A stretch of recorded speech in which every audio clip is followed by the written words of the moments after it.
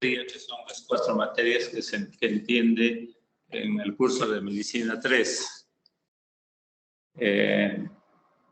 La próxima semana empiezan prácticas, me han dicho, ¿no? Sí. Entonces, la próxima semana ya está cronometrado para que empiecen sus prácticas con sus respectivos docentes. Ahora ya ha hecho la distribución.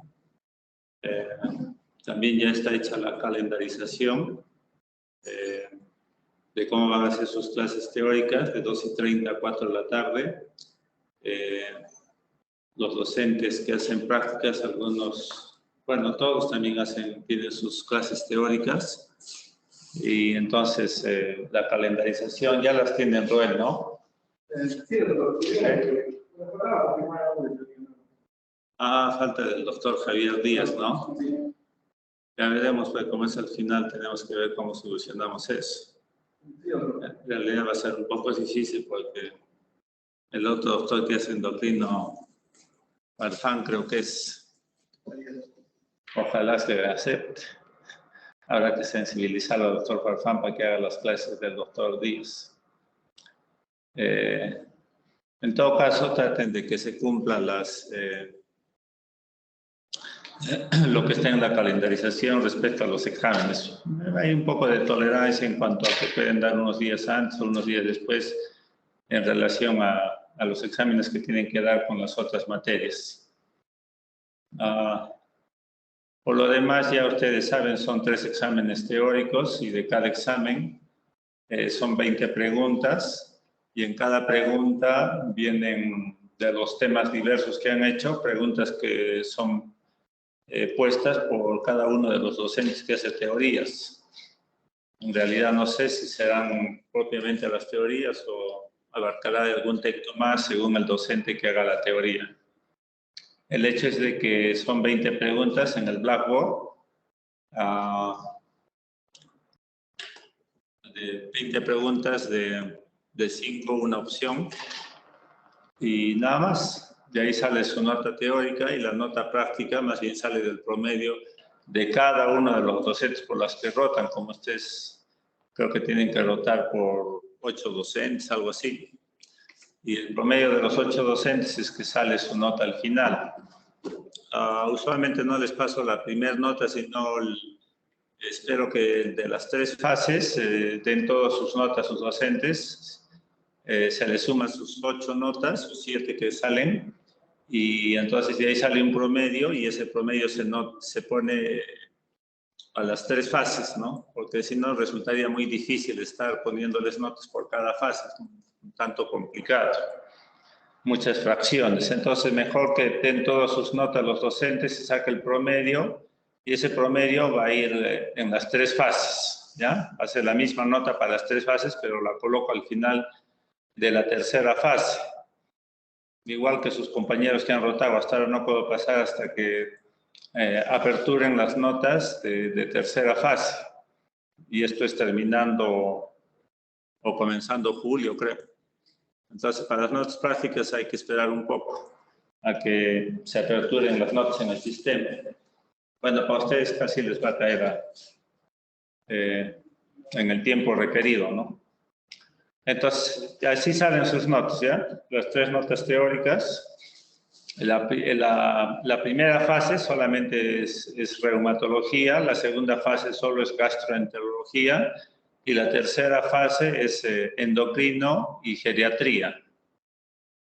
La tercera fase.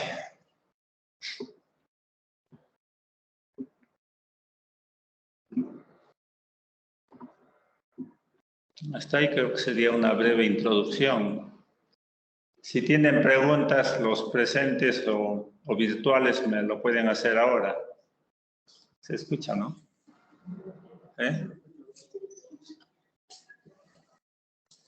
Sí, doctor. Doctor, una consulta. Entonces, quiere decir que no vamos a tener las notas de primera, segunda y tercera, sino que usted va a sacar como un promedio de las 3 fases y eso nos va a poner igualito en las 3 fases. Sí, en lo que es prácticas. En lo que es prácticas. Siempre he hecho así todos los años. Es mejor para ustedes, les sale un único promedio. Es muy difícil, como les digo, muchas fracciones habría por cada fase. Y los docentes también, para que me estén dando las notas, es más difícil. Entonces, ellos al final dan sus notas y ya, pues, de ahí sale. Igual pero le sale más redondo su puntaje. Gracias, doctor.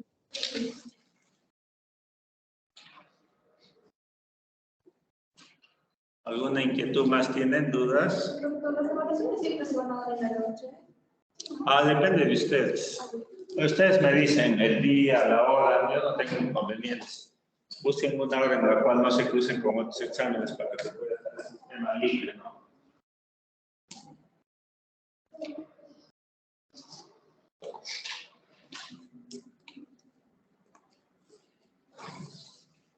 ¿Para cuándo está terminado? ¿El terminó? ¿Para qué fecha? Al Belé. 4 de julio. Ya, más o menos hasta el 4 de julio es que vamos a tener la culminación del curso, ¿no? 4 de julio. Ya estamos casi en mitad de mayo, se pasa rápido todo. Bueno, entonces, hoy día para ir ganando tiempo, era la introducción, pero iremos haciendo una clase teórica.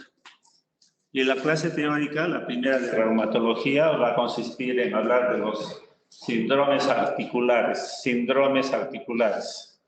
Que eso hay muy poco en los textos y eso uno aprende en la práctica, ¿no? Hablando de la especialidad de reumatología, pero es bueno que como estudiantes ustedes tengan esta guía primero, cómo orientar los diagnósticos de las enfermedades reumáticas en base a síndromes, que es lo que vamos a hacer ahora. Esta primera diapositiva, para mencionar siempre al padre de la inmunología, Paul Ehrlich, que fue un premio Nobel de Medicina por los años 1905, si más no recuerdo, y habló de las primeras defensas del organismo en la lucha contra microorganismos. En el estudio de pacientes descubrió que habían anticuerpos, o sea, había unas sustancias proteicas que nos ayudaban a luchar contra los microorganismos que ingresaban por la sangre. Y por esos tiempos, cuando se descubrió estas sustancias, los anticuerpos, se dieron cuenta a Paul Ehrlich de que podían autoagredirnos. Nuestros mismos anticuerpos que luchaban contra microorganismos también podían autoagredirnos equivocadamente, y él propuso ya en ese entonces esta denominación del horror autotóxico para referirse que nuestras propias sustancias proteicas en la sangre podían autoagredirnos, podían causarnos toxicidad, y él le llamó horror autotóxico. Y a partir de ahí es que ya se comenzó a difundir la idea de que estas sustancias que nos defendían contra lo extraño podían autoagredirnos y podían causar enfermedades. Entonces, las enfermedades reumáticas, si bien en una gran mayoría de ellas son enfermedades autoinmunitarias, el sistema inmunitario, sea innato, sea adquirido equivocadamente, nos autoagrede, en su gran mayoría, como les digo, pues, las enfermedades reumáticas abarcan estas enfermedades autoinmunes, pero no todas ellas son, vamos a ver después. Pero también hay un gran grupo, pues, de enfermedades autoinmunitarias que no solamente tienen que ver con la índole reumática, con la índole articular, sino también contra otros tejidos, otros órganos, causando enfermedades autoinmunitarias sistémicas. En realidad, cada especialidad, sea del sistema nervioso, sea de los ojos, sea del oído, sea respiratorio, sea digestivo, sea genitourinario, todos ellos se ven afectados por el sistema autoinmunitario, por enfermedades autoinmunitarias. Entonces, en realidad, el estudio del sistema inmunitario, de la enfermedad autoinmune, debe ser bien comprendido, bien entendido por todas las especialidades.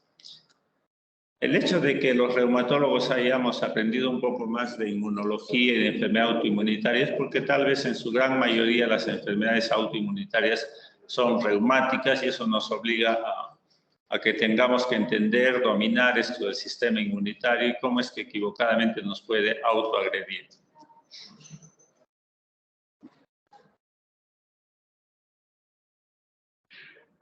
Entonces ahora vamos a hacer un poco de síndromes articulares.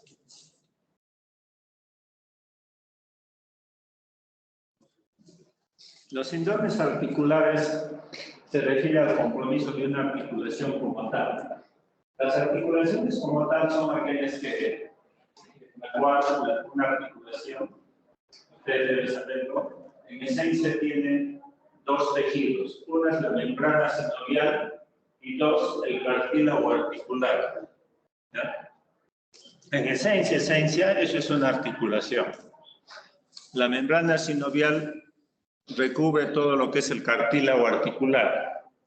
La membrana sinovial está compuesto por células, los sinoviocitos, que son los que producen el líquido sinovial. Y esa membrana sinovial es el gran blanco de ataque de todas las enfermedades autoinmunitarias. Cualquier enfermedad autoinmunitaria que afecte una articulación, lo que está afectando son la membrana sinovial, que es la que produce el líquido sinovial. Y a partir de ese proceso inmune inflamatorio en la membrana sinovial es que se va a producir exceso en la producción de líquido, eso se llama derrame sinovial, ¿ya? Derrame sinovial. La otra gran estructura del cartílago articular viene a ser como una esponja, ¿sí? Una esponja que absorbe y bota agua, ¿eh? Y que es la que sirve para ejecutar los movimientos de las articulaciones diartrodiales, o sea, de las articulaciones que tienen movimiento.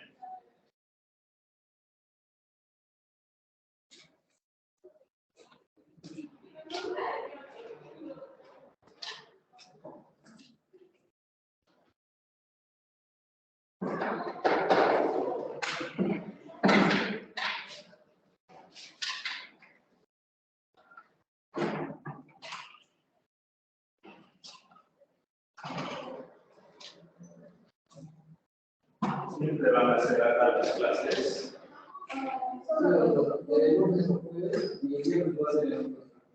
Todavía no se sabe. Los viernes va a ser el 006. Ya. Entonces, esas son las dos estructuras en esencia, que cuando vamos a hablar de las distintas enfermedades reumáticas, en esencia lo que se va a comprometer bien es la membrana sinovial, o bien el cartílago articular, o bien los dos, ¿ya? Cuando hablamos de síndromes articulares nos vamos a referir básicamente a lo que es el dolor. Todo paciente cuando viene a la consulta viene por dolor, ¿no? El dolor es el gran síntoma que lleva a los pacientes a la consulta en lo que es afecciones reumáticas articulares. Es el dolor, el síntoma y signo fundamental que lleva al paciente a la consulta. Este dolor puede ir acompañado de los signos flogósicos. Cuando hablo de flogosis hablo de inflamación.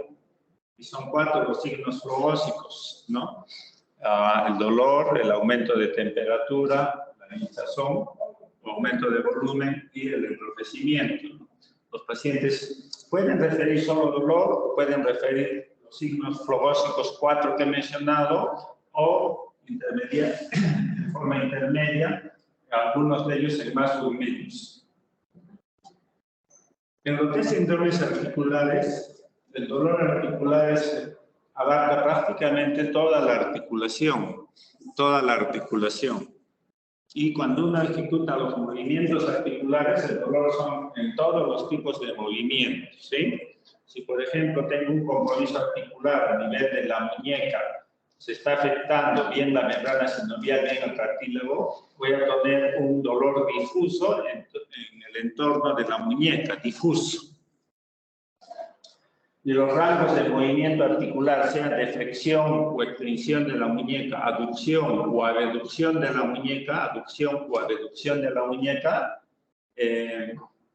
en todos esos tipos de movimiento articular se va a desencadenar dolor, ¿ya? Dolor difuso dolor en todos los tipos de movimiento, me hablan de compromiso articular. A diferencia de los síndromes articulares, que es localizado y que vamos a ver eso en la siguiente clase. ¿Qué conceptos manejamos en lo que es síndromes articulares? Uno, artrasis, fase, artralgia, dolor articular. Dos, artritis, sinovitis. Es lo mismo decir artritis que sinovitis. Como les dije, la membrana sinovial es el blanco de ataque de la gran mayoría de enfermedades reumáticas. Por eso es que cuando hablo de artritis es como hablar de sinovitis. Para referirme a la inflamación, a los signos flogósicos o inflamatorios articulares. ¿A qué se llama derrame sinovial? A la presencia de líquido patológico en la cavidad articular. Normalmente tenemos un escaso líquido en las articulaciones. Por decir, en la rodilla habrá 2 centímetros de líquido cristal de roca incoloro que sirve para lubricar el cartílago articular. Pero cuando ya hay un exceso en la producción de ese líquido, ya se llama derrame sinovial. Y ese derrame sinovial puede ser inflamatorio, la gran mayoría de enfermedades autoinmunitarias, casi todas tienen que dar inflamatorio, séptico, por la presencia de un germen, de una bacteria, la bacteria es lo que da séptico, hemorrágico, por la presencia de sangre. Déficit en los factores de coagulación, puede haber que haya hemorragia en las articulaciones y eso se llama hemartrosis. Hemartrosis.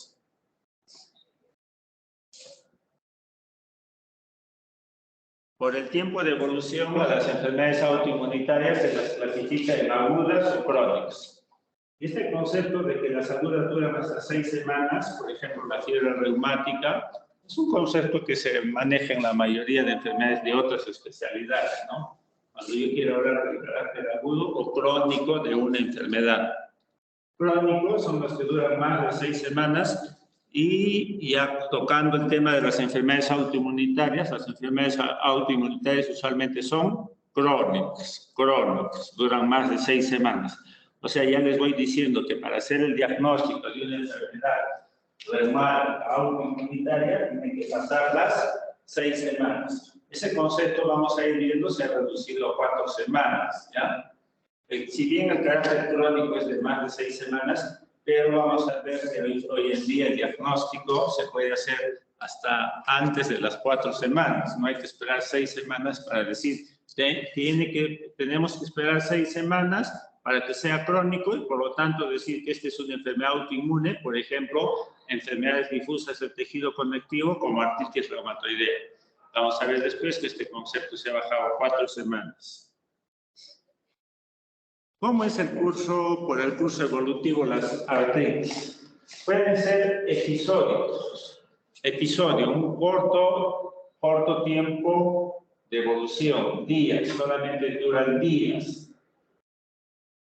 Pasa un tiempo y después otra vez vuelve la artritis y también duran días, unos días más. Pasa un tiempo, otra vez vuelve y duran unos días más, ¿sí? Pueden durar 3, 5 días, después 7 días, después 10 días la artritis y tienen ese curso episódico, ¿ya? Episódico, por episodios que duran días. Y ahí hay un grupo de enfermedades que característicamente dan esta artritis episódica, que son las enfermedades por depósito de cristales. Ahí está característicamente la gota, ¿ya? Hay otro curso que se llama el migratorio. Eso se refiere a que hay una artritis en una determinada articulación y en pocos días se va comprometiendo otras articulaciones y otras. Pero van cediendo las articulaciones previamente afectadas, van cediendo, ¿ya? Entonces, este curso migratorio de migrar a una y a otra articulación, van cediendo las previamente afectadas, eso es muy característico de esta enfermedad que se llama la fiebre reumática. La fiebre reumática, que es una enfermedad causada por el estreptococo beta hemolítico del grupo A, que causa artritis, que causa fiebre. Hoy en día Se ve muy raro esta entidad. Antes era mucho más descrita, pero hoy en día muy raro ver fiebres reumáticas, que tiene este curso migratorio característico. Y este patrón aditivo sí es muy común. El patrón aditivo o sumativo, de sumar. Se refiere a que cuando en un paciente se compromete una articulación, le da una artritis, con el tiempo, a los días, a las semanas, va comprometiendo una y otra articulación. Pero las previamente afectadas siguen con la inflamación. Entonces es una suma, por eso es el patrón aditivo.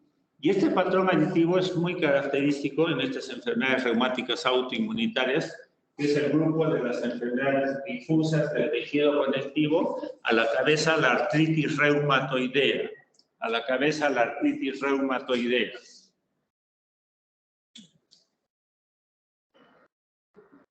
¿Cómo evolucionan las enfermedades autoinmunitarias? Las enfermedades autoinmunitarias reumáticas, pero también para otras especialidades, las enfermedades autoinmunitarias tienen diversos patrones de evolución. No es que una enfermedad autoinmunitaria tenga un único patrón de evolución, ¿ya? Hay un patrón que se llama el monocíclico, mono, que cuando afecta a una a un grupo de articulaciones, puede ser una articulación, dos o más articulaciones, lo hacen solamente por un periodo de tiempo, que pueden durar semanas, meses, a veces pocos años, y después nunca más aparece, nunca más vuelve. Curso monocíclico. Venir, ¿ya? Se resolvió y nunca más volvió, ¿sí? Ahí quiero hacer hincapié que las enfermedades autoinmunitarias tienen como un patrón básico de desencadenarse sobre la base de un patrón genético, genes, ¿ya? Y uno dice, cuando las enfermedades son genéticas no tienen cura, efectivamente no se curan. Pero sí se pueden autolimitar y ahí quedar todo, sí, ese es el patrón monocíclico. Todo depende de qué, de la expresión de genes. Cuando se expresan genes que tienen que ver con exacerbar a las células del sistema inmunitario, se va a dar pues la enfermedad autoinmunitaria. Y cuando esos genes dejan de expresarse, diversos factores hacen que dejen de expresarse esos genes, por lo tanto no codifican para producir diversos tipos de sustancias inflamatorias, esa enfermedad se va a resolver. No se expresan los genes, por lo tanto, esa enfermedad se resuelve, ¿ya? No se producen esas sustancias inflamatorias. Y el patrón policíclico, que es la gran mayoría de enfermedades autoinmunitarias adoptan este patrón policíclico, se refiere a que las enfermedades autoinmunitarias reumáticas afectan las articulaciones por un periodo de tiempo, puede ser semanas, meses o años, y después cesan, se inactivan esas enfermedades. Esos genes dejan de expresarse, se inactivan la enfermedad y por lo tanto cursa periodos asintomáticos, sin síntomas, ¿ya? Pasa un periodo de tiempo, semanas o meses o años y otra vez vuelve la enfermedad. Se expresan esos genes y entonces nuevamente se da la artritis. Y usualmente ese es el patrón que siguen las enfermedades autoinmunitarias, ¿ya? Curso policíclico. O sea que el paciente lo va a tener años la enfermedad, cursa con periodos de actividad, de síntomas, periodos de inactividad sin síntomas, o otra vez periodos de actividad e inactividad. ¿Sí?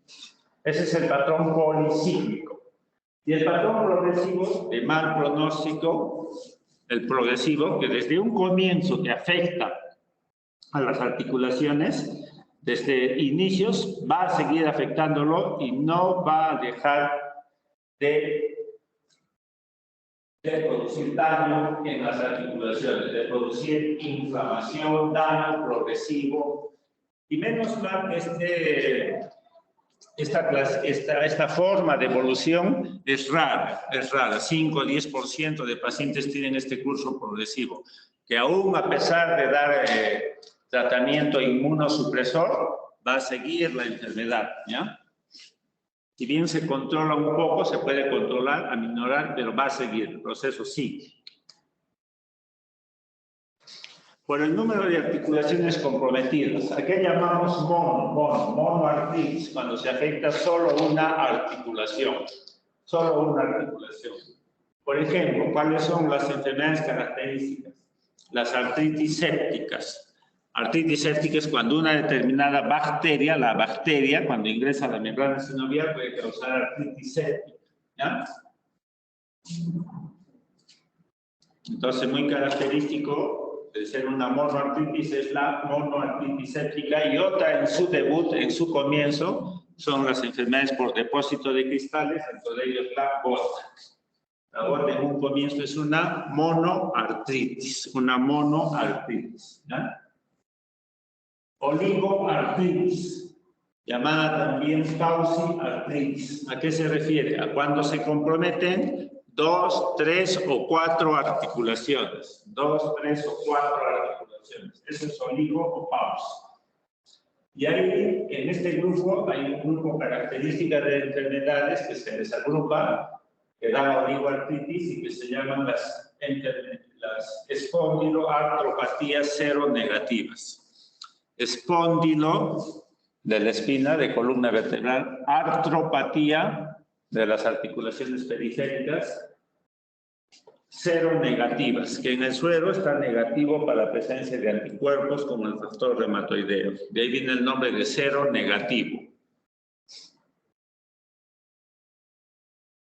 Y poliartritis, cuando hablo de poliartritis, cuando hay afectación de 5 o más articulaciones. 5 o más articulaciones están flogósicas, están inflamatorias. Y el ejemplo clásico de una poliartritis son las enfermedades difusas del tejido conectivo. Enfermedades difusas del tejido conectivo, a la cabeza artritis reumatoidea. Artritis reumatoidea. ¿Cómo pueden ser las poliartritis? A las poliartritis pueden ser artritis bilateral, cuando se comprometen al mismo tiempo 2 articulaciones, por ejemplo, las 2 muñecas, bilateral, los dos codos al mismo tiempo, artritis bilateral de codos, bilateral, los dos al mismo tiempo, ¿ya? El término simétrico va que si cuando se comprometen al mismo tiempo 2 articulaciones lo hacen como un carácter simétrico. Igual los signos logósicos para ambas, por decir, ambas muñecas o ambos codos o ambas rodillas. Eso es simétrico. Artritis bilateral y simétrica. Este término de artritis bilateral y simétrica está referida para ese grupo de enfermedades difusas del tejido conectivo, a la cabeza artritis reumatoidea. Así da la artritis reumatoidea, ¿ya? Una enfermedad difusa del tejido conectivo.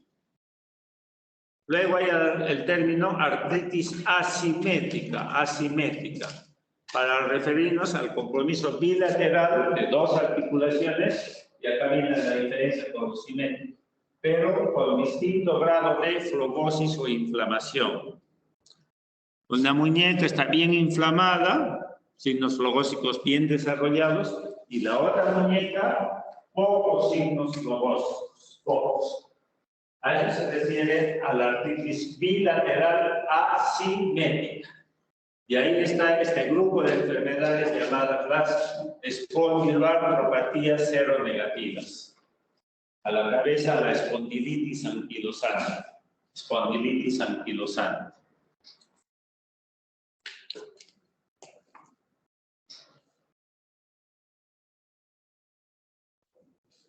Entonces, para que vayan un poco viendo la agrupación de las enfermedades, cómo se agrupan las enfermedades reumáticas, tenemos este grupo de enfermedades llamadas enfermedades difusas del tejido conectivo. Enfermedades difusas del tejido conectivo, que antes se les llamaba enfermedades del colágeno. Pero ahora ya está bien definido esto de enfermedad difusa del tejido conectivo. A la cabeza, como les decía, la artritis reumatoidea, que es la más prevalente de todas ellas. Después el síndrome de Sjögren, ojo seco, boca seca. Después el lupus eritematoso sistémico, enfermedad autoinmunitaria sistémica que afecta a todos los órganos de la economía. la polimiositis, que afecta básicamente los músculos, debilidad muscular, la esclerodermia, que afecta básicamente la piel, endurecimiento de la piel, y 6, este gran grupo de enfermedades llamadas las vasculitis sistémicas. Dentro de estas vasculitis sistémicas hay varias enfermedades, ¿sí? Hay como 10 enfermedades de vasculitis sistémicas, que en su momento también tienen una clase para hacer y hablar de vasculitis sistémicas. Espondiloartropatías seronegativas.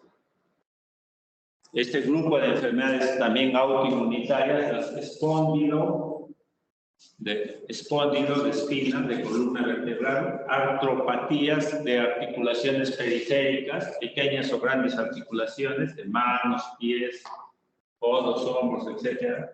Seronegativas, porque en el suelo está negativo para la búsqueda de autoanticuerpos. Y a la cabeza la espondilitis anquilosante. Después el síndrome de Reiter, la artritis psoriásica, enfermedad inflamatoria intestinal crónica. Ahí tenemos la colitis ulcerativa y la enfermedad de Crohn. Y la enfermedad de Witt. Entonces, cada una de ellas, a ver, espondilitis anquilosante es la que más se desarrolla, las otras son poco usuales, no la desarrollamos, y espondilitis anquilosante sí. Todas estas son el grupo de espondiloartropatías seronegativas, que son menos prevalentes pues, que las enfermedades difusas del tejido conectivo. Las enfermedades difusas del tejido conectivo, todas ellas son las enfermedades autoinmunitarias más prevalentes en lo que es la afección reumática. Espondiloartropatías seronegativas es mucho menos frecuente. Hay enfermedades metabólicas también que afectan a las articulaciones o los huesos. Hablando de osteoporosis, esta no afecta a la articulación, lo que va a afectar es el hueso. Pérdida de la masa ósea, no solo de calcio, sino de todo lo que es masa ósea, osteoporosis. Osteopenia es un grado menor de osteoporosis, pérdida de masa ósea menor, menos importante. Enfermedad de Paget ya es otro tipo de enfermedad metabólica más severa, ósea, puramente ósea. Entonces, esto tiene que ver con el hueso, no con la articulación.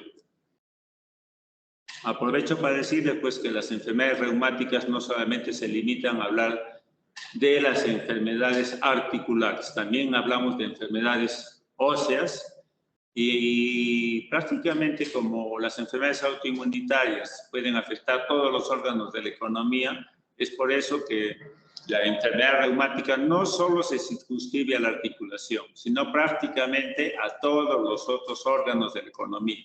Si yo quiero estudiar bien un lupus eritematoso sistémico, una vasculitis sistémica, vamos a ver después, que pueden afectar cualquier órgano de la economía, ¿ya? Por lo tanto, una enfermedad reumática no solo es el estudio de la articulación, sino también de otros órganos, de otros sistemas.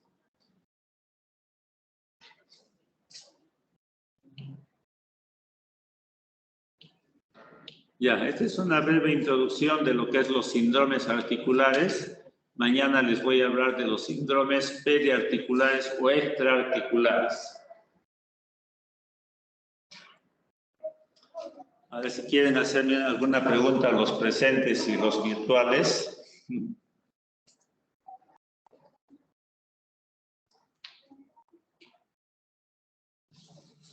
70 creo que son. Sí, ¿no?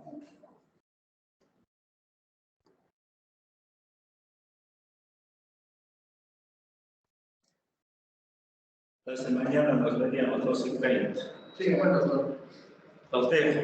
Espero que les vaya muy bien. Les deseo el resto del día que lo pasen bien. Chao con todos. Chao. Hasta luego, doctor.